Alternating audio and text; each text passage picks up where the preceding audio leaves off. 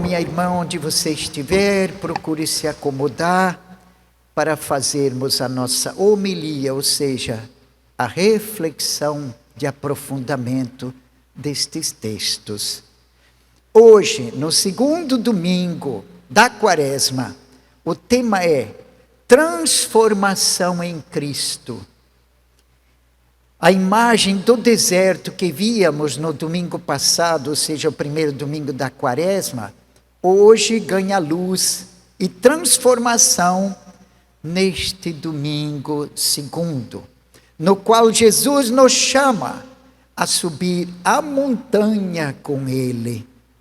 E o processo de nossa conversão deve continuar e culminar com a celebração da Páscoa do Senhor. Portanto, vamos agora aos textos para compreender essa introdução necessária que se faz, porque iluminados somos pela palavra de Deus. Olhemos o texto de Gênesis, capítulo 15, versículos 5 a 12, depois pula para o 17 até o 18. Aqui é bom lembrar que Abraão muitas vezes nos textos bíblicos é recordado como o pai da fé. Em muitas passagens, posso citar algumas, do livro do Eclesiástico, capítulo 44, versículo 19 a 21, de Mateus 3, 8, de João 8, 39.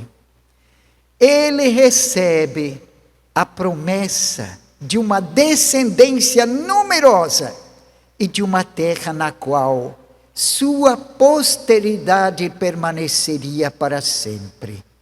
E nesta leitura que ouvimos, há um diálogo muito interessante entre Deus e Abraão, que ainda era chamado Abrão, porque o nome dele só há de mudar depois, como referência em Gênesis 17, 5, quando efetivamente a aliança já havia sido selada.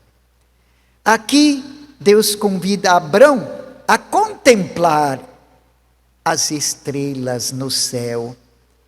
E Deus diz, assim será a sua descendência. Abrão acredita e é considerado justo, como diz no versículo 6. E Deus garante a Abrão ser recordado como exemplo de fidelidade. Por isso somos chamados a ser fiéis ao Deus da vida, que desde o Antigo Testamento se mostra, mesmo que na sombra, na nuvem, e mais presencialmente no seu Filho, que Maria, mulher, trouxe no ventre, Jesus, o homem de Nazaré. Então, lemos aqui mais. Abrão, em seguida, escuta Deus se revelar para ele. Eu sou o Deus que fiz aquilo lá, tirei você da terra dos caldeus, para te dar em possessão esta terra. Ou seja, é um diálogo de intimidade entre Abrão e Deus. E aqui ele tem um jeito de saber como se dará isso, como saberei? Pergunta Abrão. E Deus diz, traga as oferendas para cá, e nós haveremos de selar esta aliança. Assim, Abrão traz o animalzinho,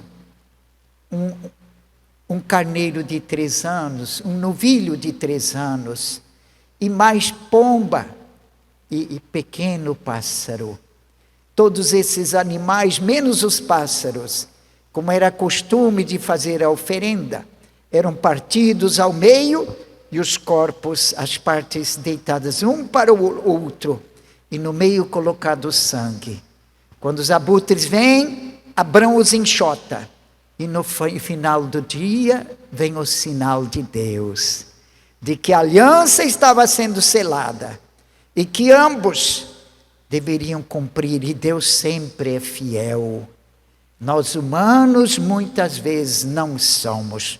Por isto, aprender no horizonte da vida de confiar no Deus que é fiel eternamente à aliança que Ele promete.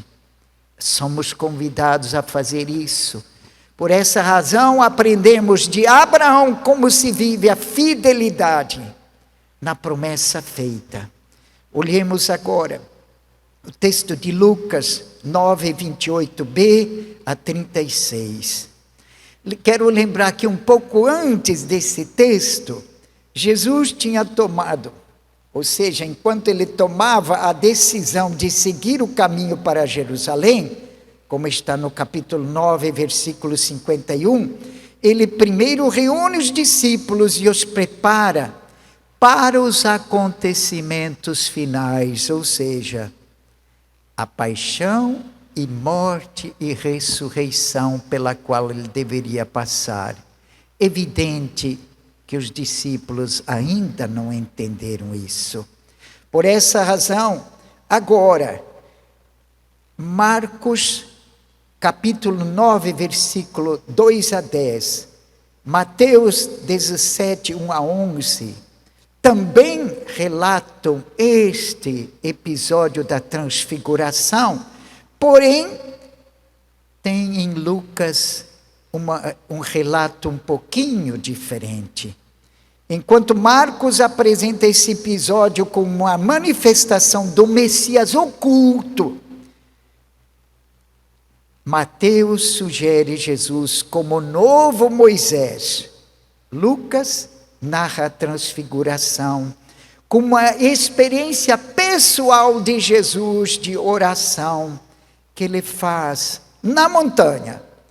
E enquanto aqui na montanha, Jesus vai entendendo o seu êxodo, a semelhança do que o povo de Israel fez no Antigo Testamento. Isso está no versículo 31. Antes, porém, Jesus ensinara a respeito das condições para segui-lo, para ser discípulo, para ser aprendiz. E este ensinamento segue a todos nós, por isso convidados à conversão, que não acontece num fôlego, mas gradativamente vamos fazendo a experiência. Isso encontramos em Lucas 9, 28, depois também no capítulo 3, versículo 21. Lá na montanha, Jesus se transfigura. Por quê? Para mostrar suas roupas que têm um modo transcendente, que ultrapassa aquilo que quaisquer um de nós possa alvejar a roupa. Lá o encontro, enquanto Jesus se transfigura, os discípulos dormem. Que significa isso? Que ainda não entenderam o mistério de Jesus. Por que ele tem que passar pela região da Galileia, fazer o seu êxodo até Jerusalém, onde ele há de entregar sua vida por todos nós?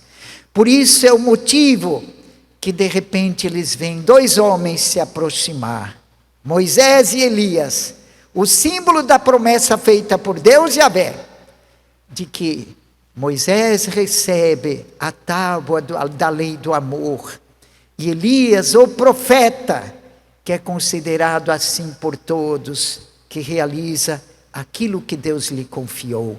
E eles vêm conversando com Jesus de como seria seu êxodo, ou seja, a sua paixão, sua morte, mas a ressurreição como consequência.